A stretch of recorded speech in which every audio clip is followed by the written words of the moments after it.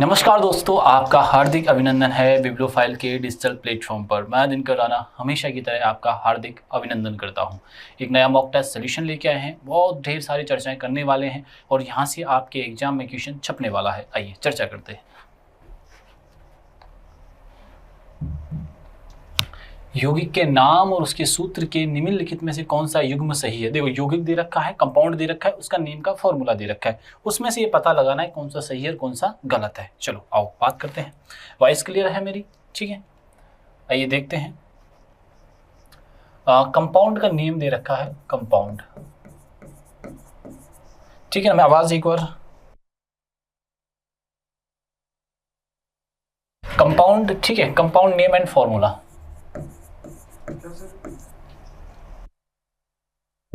Compound name formula, ठीक है ना। अब उसके अपन को मैच करना है, क्या है? Hydrogen chloride. सबसे पहले क्या दिया बच्चों, ध्यान से देखिए।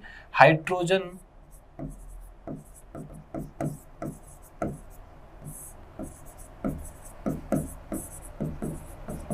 क्लोराइड, इसका फॉर्मूला क्या होता है? HCl। तो अपने यहां गलत दे रखा है, HCl दे रखा है। बात समझ में आई? हाइड्रोक्लोरिक HCl2 हो जाएगा, तो ये गलत दे रखा है। बात समझ में? हाइड्रोजन, ठीक है ना, इसका भी गलत दे रखा है। दोनों ही फॉर्मूले गलत दे रखे हैं। बात समझ में आ रही? आप देखो, मैं हट भी जाता हूँ, देखो एक बार आराम से। अब क्वेश्चन को ढंग से देखा करो। क्वेश्चन को क्या करते हैं अपन? ढंग से देखते हैं। हाइड्रोजन क्लोराइड HCl हो जाता है और इसका फॉर्मूला आपको अच्छे से पता है, H2S। इसका HCl, हाइड्रोजन क्लोराइड। तो दोनों के दोनों गलत है नहीं? ठीक है जी।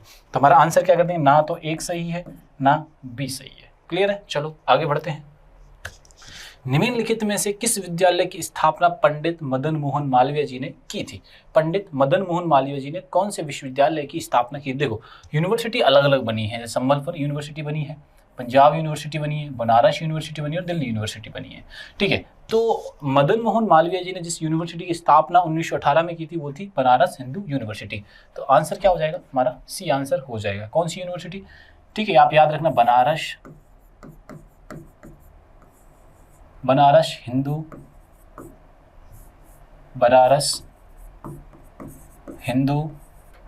यूनिवर्सिटी। ठीक है, भारत का सबसे आध्यात्मिक शहर है, सबसे पुराना शहर भी है। क्या? बनारस।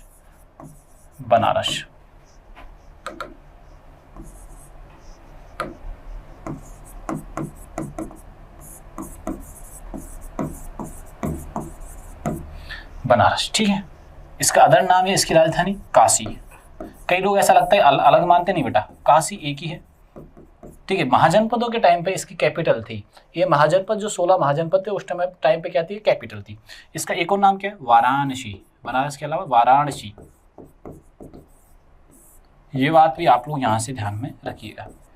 कहाँ पे है ये बात भी ध्यान रखनी है। ये है यूपी के अंदर, उत्तर प्रदेश के अंदर। यहाँ पे वाराणसी में नदियों का संगम होता है, गंगा और यमुना। प्रयागराज में होता है तो यहाँ पे भी गंगा नदी है। ये बात ध्यान रखिएगा आप लोग। तो बनारस हिंदू यूनिवर्सिटी मदन मोहन मालवीय जी ने स्थापना की थी। ये बात 1918 में। ठीक है, ये बात आप लोग यहाँ से ध्यान में रखिए। अब आपसे पूछ रहे पंजाब यूनिवर्सिटी कहाँ है, तो पंजाब में ही है। ठीक है, ये बात ध्यान रखना। पंजाब यूनिवर्सिटी की स्थापना हुई थी 1882 में। कब हुई थी? 1882 में। इसकी 1918। और दिल्ली यूनिवर्सिटी की कब हुई थी? तो याद रखिएगा 1922 में। ये सारे पॉइंट अपने को यहाँ से याद रखने। आंसर हमारा बनारस हिंदू यूनिवर्सिटी हो जाएगा। कौन सा लोक नृत्य देवी दुर्गा और महिषासुर के बीच कृत्रिम युद्ध को दर्शाता है? देखो, देवी दुर्गा और महिषासुर के बीच जो युद्ध हो रहा है उसको कौन सा लोक नृत्य बताता है? देखो, डांसेस के बारे में आपको बताता हूँ, नृत्य के बारे में बताता हूँ। पहले नृत्य की बात करते हैं हम लोग कि नृत्य क्या है, डांस क्या है। तो डांस के बारे में दो चीज याद रखना। डांस है दो टाइप का बच्चों। डांस कितने टाइप का है? तो दो टाइप का है। एक है क्लासिकल डांस। एक कौन सा है? क्लासिकल यानी कि शास्त्रीय नृत्य है। एक कौन सा है? शास्त्रीय नृत्य है। और एक कौन सा है? फोक, ठीक है, लोक नृत्य है। एक कौन सा है? लोक नृत्य है। शास्त्रीय नृत्य और लोक नृत्य के बारे में जानकारी जो हमें मिलती है वो मिलती है नाट्य शास्त्र से। ये क्वेश्चन बहुत बार आया हुआ है। नाट्य शास्त्र के लेखक कौन है? तो नाट्य शास्त्र के लेखक हैं बच्चों भरत मुनि। नाट्य शास्त्र के लेखक कौन है आप याद रखिएगा, भरत मुनि। ऑथर कौन है, भरत मुनि। मैंने ये क्लासेज में कई बार कराया है और एग्जाम में भर भर के आया हुआ क्वेश्चन है। एग्जाम में क्या है बच्चों, भर भर के आया हुआ क्वेश्चन है, ये बात ध्यान रखना। नाट्य शास्त्र की स्थापना वो लिखा किसने है, भरत मुनि ने। और नाट्य शास्त्र में नृत्य की इन्फॉर्मेशन, नृत्य क्लासिकल और फोक, ठीक है, फोक डांस, बात याद रखना। शास्त्रीय कई सारे टाइप हैं, टाइप क्या है उसके प्रकार हैं, ठीक है, कौन कौन से, 8 टाइप हैं, ठीक है। क्लासिकल डांस कौन से हैं, टाइप भी नहीं बोलेंगे, शैलियां बोल सकते हो, स्टाइल बोल सकते हो, 8 हैं। कितने हैं बच्चों, 8 हैं, ठीक है जी। 8 शैलियां कौन कौन सी हैं, टाइप कौन कौन से आप याद रखना। भरतनाट्यम, एक कौन सा बच्चों, भरतनाट्यम। एक कौन सा है, कथकली। एक कौन सा है, मोहिनीअट्टम।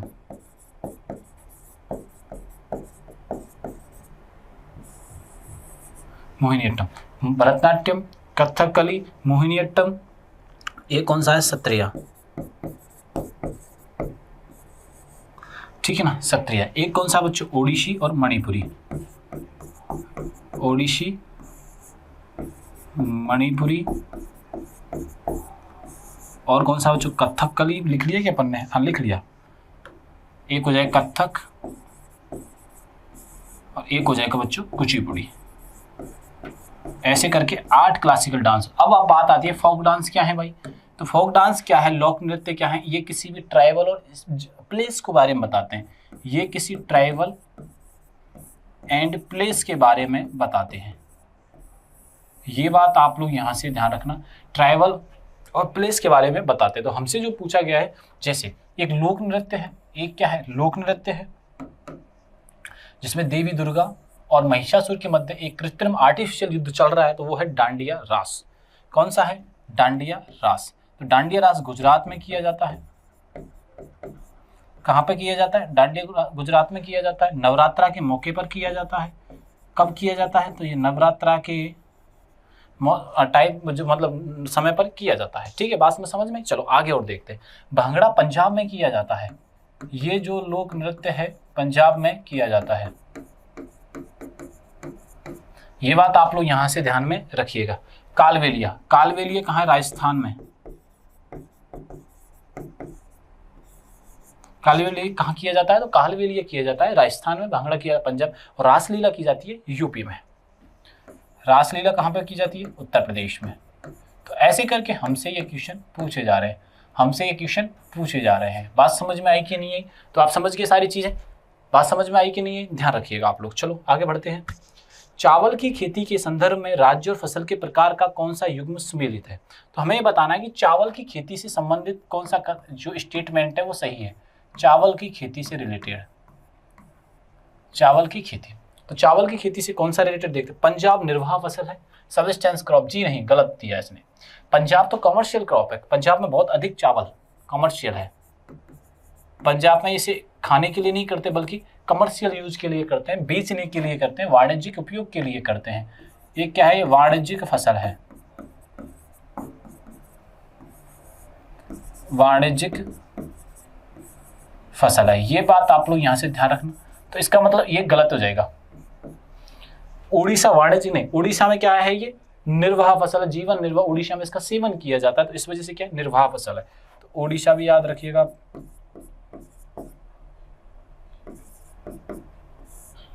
निर्वाह फसल है, तो इसने दोनों इंटरचेंज दे रखा है, तो ये दोनों भी क्या हो जाएंगे बच्चों, निर्वाह फसल गलत हो जाएंगे। कैसे, पंजाब में जो खाने की चीज़ों को यूज किया जाता है वो अनाज का किया जाता है। अनाज में आता है क्या, गेहूं आता है। तो गेहूं अगर होता तो बात सही रहती, लेकिन पंजाब के लिए कमर्शियल है, उड़ीसा के लिए वाणिज्यिक, वो पंजाब के लिए तो क्या है वाणिज्यिक फसल है, उड़ीसा के लिए निर्वाह फसल।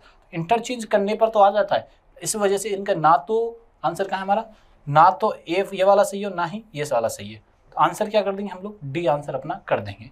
बात समझ में आई कि नहीं, समझ में आया तो आप स्क्रीनशॉट ले लीजिए इसका, फिर अपन आगे बढ़ते हैं।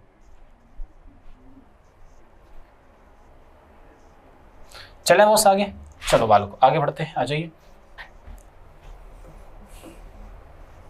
हाँ, बच्चों की शिक्षा से रिलेटेड है। बच्चों की शिक्षा के अंतिम उपधारा के 2002 में मौलिक कर्तव्य के एक भाग के रूप में जोड़ी गई थी। इस संशोधन को संविधान के तहत शामिल किया गया था। तो संविधान क्या है? संविधान एक कानून की किताब है जिसमें हमने भारत देश को कैसे चलाना है, लोगों को क्या अधिकार है, वो सारी इसका समामेलन वहाँ हमें देखने को मिलता है। तो संविधान जो लिखा गया था, कंप्लीट जो हुआ था संविधान की एक समिति बनाई गई थी जिसके प्रारूप समिति के जो अध्यक्ष थे वो याद रखिएगा आप,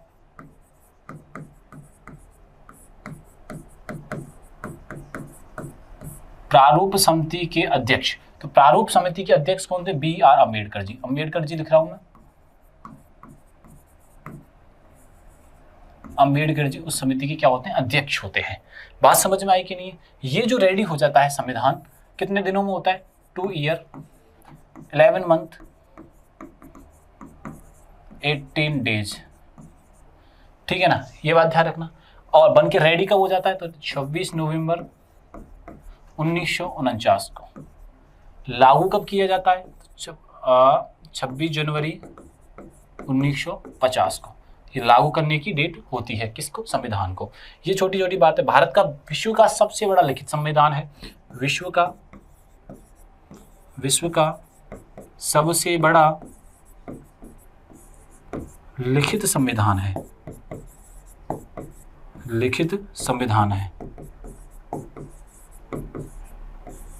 ठीक है ना, ये बात ध्यान रखना। अब शिक्षा से रिलेटेड इसमें अमेंडमेंट किया गया है। तो शिक्षा से अमेंडमेंट जो किया गया था कि 2002 में मौलिक कर्तव्यों में एक भाग के रूप में जोड़ी गई, तो वो जोड़ा गया था 21A।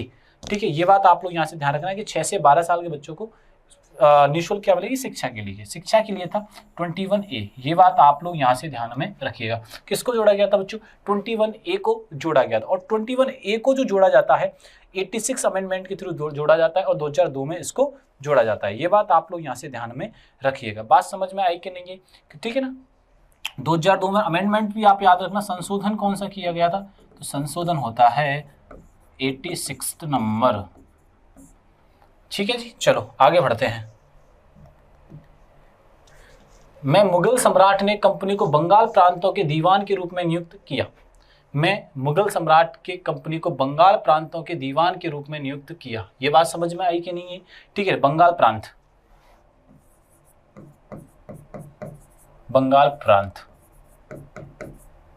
ठीक है, अब बात आती है मुगल सम्राट ने कंपनी को बंगाल प्रांतों के दीवान के रूप में कब नियुक्त किया? तो वो किया था बच्चों 1765 में। कब करता है? तो 1765 में करता है। किसके समय पर करता है? तो वो होता है शाह आलम सेकंड। किसके समय पर? शाह आलम सेकंड के। ये बात आप लोग यहां से ध्यान में रखिए। मुगल सल्तनत का राजा कौन होता है उस समय? शाह आलम सेकंड होता है। क्लियर है? चलो आगे बढ़ते हैं। किसका नियम बताता है कि विद्युत परिपथ में किसी संधि पर संधि में प्रवाहित होने वाले धाराओं का योग संधि से निकलने वाले धाराओं के योग के बराबर होता है? तो वो बताता है जॉर्ज साइमन ओम। ठीक है, यह बताता है गुस्टव रॉबर्ट किरचॉफ, यह बनाता है माइकल फेराडे या विक्टर फ्रांसिस हेस। तो वो कौन बताता है? गुस्टाव रॉबर्ट किरचॉफ। ये बात आप लोग यहां से ध्यान में रखिए।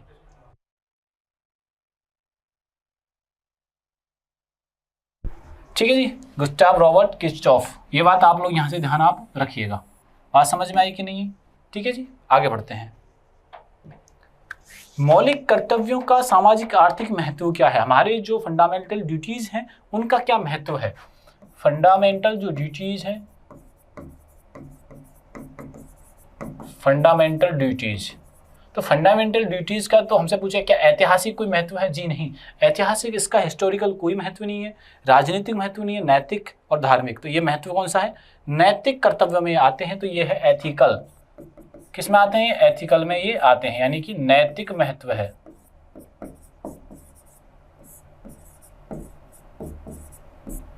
ये बात आप लोग यहां से ध्यान में रखिएगा।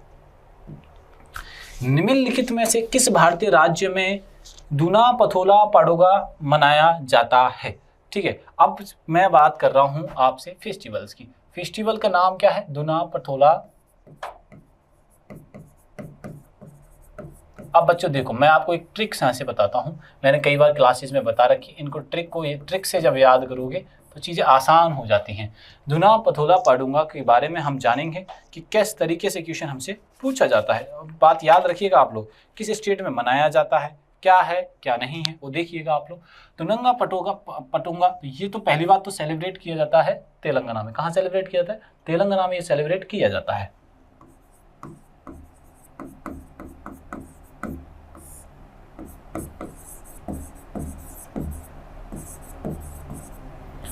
तेलंगाना में सेलिब्रेट किया जाता है, ये बात आप यहाँ से ध्यान रखिएगा। तेलंगाना जिस राज्य से अलग होता है वो है आंध्र प्रदेश। तेलंगाना से ये अलग, तेलंगाना जो अलग होता है वो आता है आंध्र प्रदेश से। आंध्र प्रदेश, ठीक है ना। भाषा के नाम पर बना भारत का पहला राज्य, भाषा के अनुसार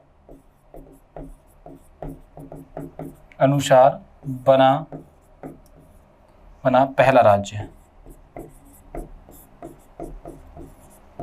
ये बात तो अपन पहले तो यहाँ से ये बात याद रखनी है कि भाषा के अकॉर्डिंग बना पहला स्टेट है आंध्र प्रदेश, इससे अलग होता है तेलंगाना। तेलंगाना के जो फेस्टिवल वो देखो, एक है बतुखंपा, स्टार बना लो इस पे। एक है बोनालू, तेलंगाना का है बोनालू। ये बात ऐसे करके हमें याद रखनी है, ठीक है। तमिलनाडु का न्यू ईयर जो फेस्टिवल मनाया जाता है वो मनाया जाता है पुथांडु।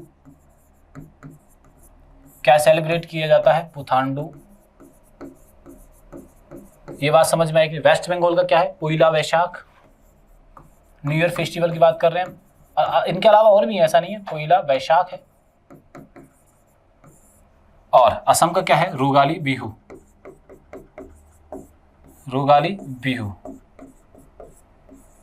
ये बात आप लोग यहां से ध्यान में रखिएगा। चलो आगे बढ़ते हैं। उस्ताद बुद्धू खां और संतोष मिश्रा किस वाद्य यंत्र के प्रसिद्ध वादक हैं? ये हमसे पूछा जा रहा है और ये बहुत फेमस क्वेश्चन है। तो ये हैं सारंगी के। किसके हैं बच्चों? सारंगी के। ये बात आप लोग यहां से ध्यान में रखिएगा।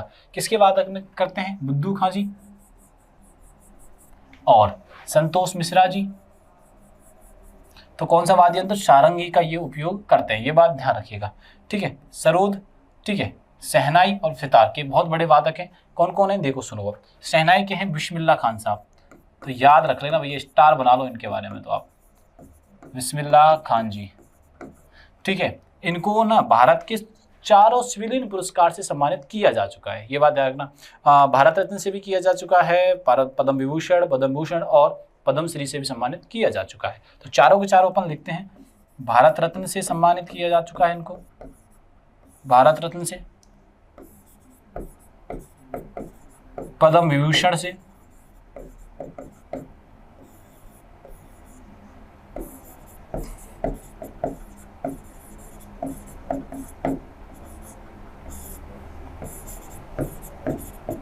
और पद्मश्री से।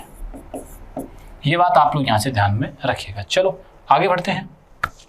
अकबर के प्रशासन के तहत दहशाला प्रणाली किससे संबंधित थी? संबंध किससे था? अकबर, मुगल बादशाह था अकबर।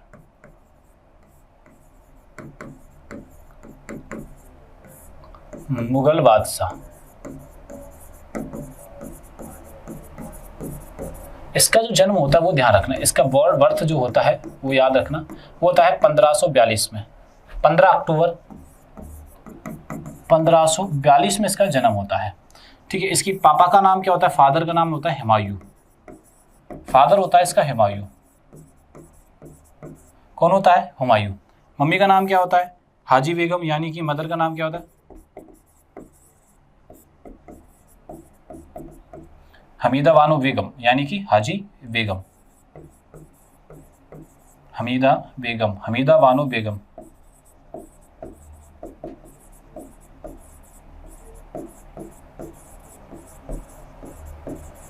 हमीदा बानो बेगम, ये बात आप लोग यहाँ से ध्यान में रखिएगा, ठीक है। इसका जो संरक्षक होता है उनका क्या नाम होता है? ठीक है, संरक्षक का क्या नाम होता है? बैरम खां।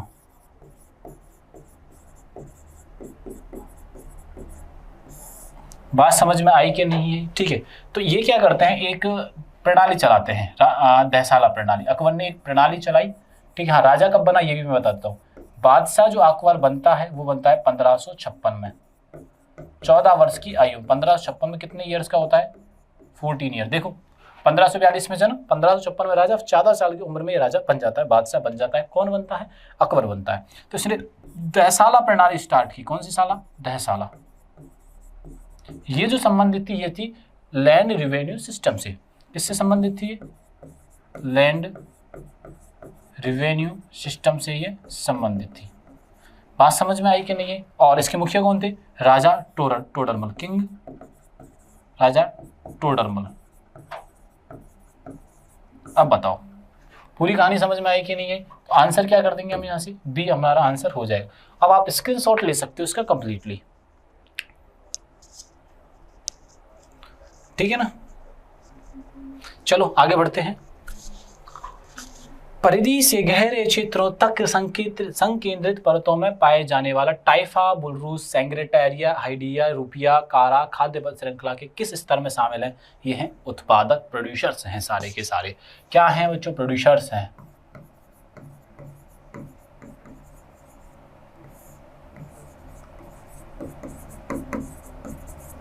उत्पादक है। चलो आगे बढ़ते हैं। निम्नलिखित में से कौन सा हमारे शरीर में कैल्शियम का कार्य नहीं है? हमसे पूछा जा रहा है कि कैल्शियम क्या कार्य नहीं करता है। चलो आओ जानते हैं। कैल्शियम, हम जानने का प्रयास कर रहे हैं कि कैल्शियम क्या कार्य। बात समझ में आई कि नहीं? कैल्शियम के बारे में हम जानने का प्रयास कर रहे हैं। तो कैल्शियम ये स्वस्थ हड्डियों और दांतों से जुड़ा है। बिल्कुल सत्य बात है भाई। यह स्वस्थ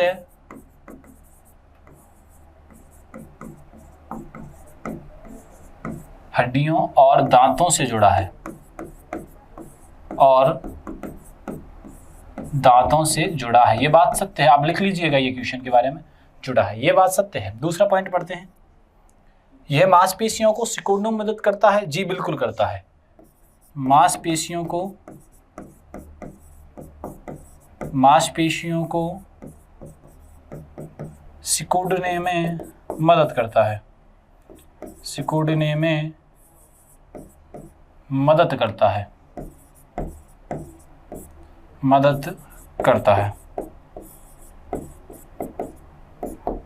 ठीक है। यह पाचन तंत्र में, ये कैल्शियम भाई पाचन में कोई मदद नहीं करता है। तो हमसे क्या पूछा? कार्य नहीं है। ये भी कार्य है, ये भी कार्य है। यह रक्त के थक्के जमने में महत्वपूर्ण है। बिल्कुल भूमिका निभाता है। ये रक्त के थक्के जमाने में, रक्त के थक्के जमाने में महत्वपूर्ण भूमिका निभाता है।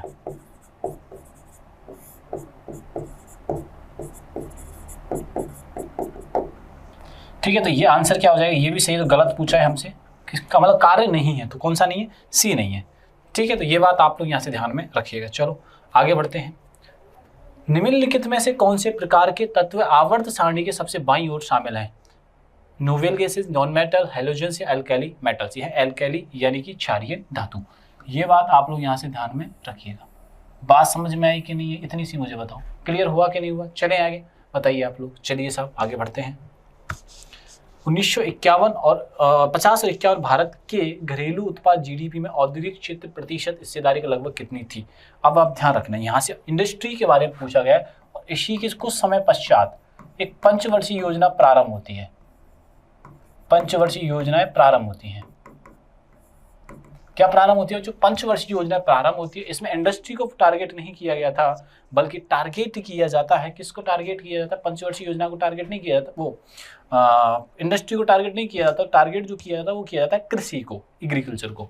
तो हमसे जो पूछा जा रहा है, 1950 का और 1951 का, कि भैया कितना योगदान था? तो योगदान था 13%। बात समझ में आई कि नहीं है?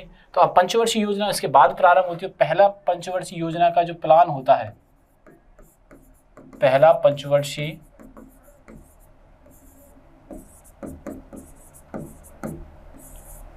ठीक है, पहली पंचवर्षीय योजना का प्रारंभ कब होता है? प्रारंभ में क्या टारगेट रहता है? इसमें टारगेट किया जाता है एग्रीकल्चर, कृषि को। और दूसरी पंचवर्षीय योजना में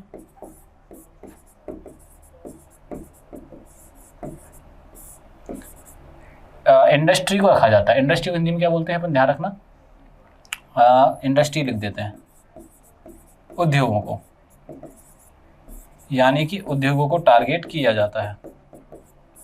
ये बात आप लोग यहां से ध्यान में रखिएगा भाई। चलो आगे बढ़ते हैं। कौन सा कोशिकांग ER जैसी मोटाई वाला एक ऊपर लगी हुई झिल्लीदार थैली के जो प्रोटीन और लिपिड अणुओं विशेष रूप से स्थायी प्रोटीन को संसाधित करने और उसकी पैकेजिंग में सहायक होता है। तो हमसे ये पूछा जा रहा है भैया कौन सा है, ये बता दो हमें। तो ठीक है जी, तो चलो उस पर भी चर्चा करते हैं। तो वो है गोल्जी उपकरण। ये बात आप लोग यहाँ से ध्यान में रखिएगा, ये बात आप लोग यहाँ से ध्यान में रखिएगा। ठीक है, चलो क्लाउड कंप्यूटिंग के संदर्भ में PaaS का पूर्ण रूप क्या है? क्लाउड कंप्यूटिंग, क्लाउड कंप्यूटिंग में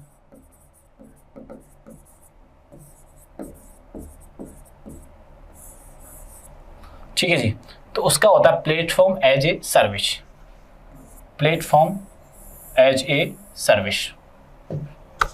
निम्नलिखित में से कौन सी नेपाल हिमालय में स्थित नहीं है? तो हिमालय के कई सारे पार्ट हैं और हमसे पूछा जा रहा है कि कौन सी पीक नेपाल हिमालय में स्थित नहीं है। नेपाल हिमालय में स्थित नहीं है, तो कौन सी नहीं है? माउंट एवरेस्ट है, अन्नपूर्णा है और लियोत्सव। तो कामेत नहीं है। कौन सी नहीं है? कामेत तो नहीं, कामेत है, कामेत नहीं है, बल्कि कहाँ पे? ये कुमाऊं हिमालय में उत्तराखंड में है, कुमाऊं हिमालय में, और ये उत्तराखंड में है। और बाकी की सारी कहाँ पे हैं? ये हिमालय में है, ठीक है ना, नेपाल वाले में। निम्नलिखित में से कौन सा संगीत उत्तर प्रदेश का नहीं है? लोक संगीत पूछा जा रहा है कि उत्तर प्रदेश का नहीं है। कजरी उत्तर प्रदेश का है। रशिया ये यूपी प्लस राजस्थान का है। बिरहा ये यूपी प्लस बिहार का है। बिहार और जो यूपी और बिहार का जो बॉर्डर है वहाँ पे किया जाता है। रशिया यूपी और राजस्थान का जो बॉर्डर है वो वहाँ किया जाता है। कजरी प्रॉपर यूपी में किया। टप्पा है पंजाब का। तो यही तो पूछा गया है हमसे, यही तो पूछा गया भैया। देखो बात समझ में आई कि नहीं आई? चले आगे बताओ। ठीक है, चलो अब आगे बढ़ते हैं। सागा दावा किस राज्य का त्योहार है? तो सागा दावा है सिक्किम का। कौन सा है? सिक्किम का है। ये बात आप लोग यहाँ से ध्यान में रखिएगा। मणिपुर का याद रखिएगा, लाई हरोबा। ठीक है ना। 1985 में रॉबर्ट F काल, हेराल्ड W क्रोटो और रिचर्ड E स्माली ने कार्बन के किस अपरूप की खोज की थी? तो उन्होंने की थी फुलरीन की। किसकी खोज की थी बच्चों? फुलरीन की खोज की थी। ये बात आप लोग यहाँ से ध्यान में रखिएगा। चलो आगे बढ़ते हुए, फुलरीन की थी, ये बात समझ में आई क्या नहीं आई? चलो, राष्ट्रीय खेल विश्वविद्यालय स्थित है तो वो है मणिपुर में। राष्ट्रीय खेल जो यूनिवर्सिटी है वो स्थित है मणिपुर में। ठीक है जी, ये बात आप लोग यहाँ से ध्यान रखना। मणिपुर अभी काफी एक्टिव जोन बना हुआ है। दाहिने हाथ के अंगूठे के नियम में अंगूठे को निम्नलिखित में से किसकी दिशा की ओर निर्देशित किया जाता है? तो वो किया जाता है विद्युत द्वारा, यानी कि करंट की तरफ। किसकी तरफ किया जाता है? तो करंट की तरफ किया जाता है। ये बात आप लोग यहाँ से ध्यान में रखिएगा। बात समझ में आई कि नहीं आई? ठीक है जी भैया, ध्यान रखिएगा आप सारे बच्चे। चलो आगे बढ़ते हैं। डिजिटल इंडिया मिशन कब शुरू किया गया? तो ये 15 जुलाई 2015 को ही किया गया था। तो 2015 में किया गया था, 15 जुलाई।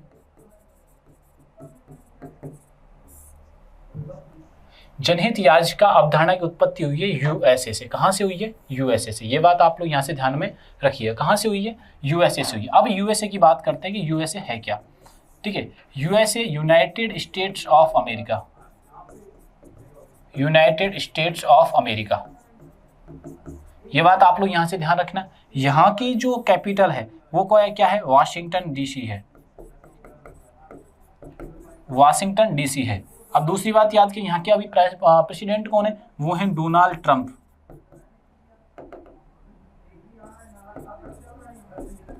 Donald Trump. करेंसी क्या है यहाँ की? डॉलर। तो ये सारी चीजें आपको यहाँ से याद रखनी है बच्चों, सारी चीजें यहाँ से याद रखनी है। ऐसी शानदार इन्फॉर्मेशन के लिए हमारे चैनल को सब्सक्राइब कर लीजिए। ये सभी जानकारी टेलीग्राम और व्हाट्सएप चैनल पर मिल जाएंगी। तब तक के लिए थैंक यू, धन्यवाद।